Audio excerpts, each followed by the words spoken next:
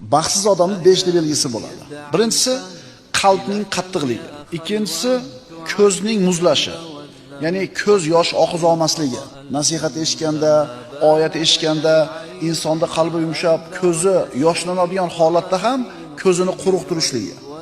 Uchinchisi hayoning kamligi. Hayoning kamligi insonning baxtsizligiga dalolat. To'rtinchisi dunyoga rag'bat. Beshinchisi orzu umidni uzunligi, ya'ni o'limni eslamasligi. Asiriy va Saqafiy aytadi, albatta hayo va uns qalb eshigini ochishadi. Agar unda zuhd va taqvoni ko'rishsa, shu joyda qolishadi, aks holda yo'q. Insonda qalbiga kirar ekan mana shu ikkita sifat: hayo bilan uns, mehr shafqat. Agar mana shu insonning qalbida taqvo bo'lsa, zuhd bo'ladigan bo'lsa, shu yerda mehr ham, hayo ham qoladi. Aks holda chiqib ketadi.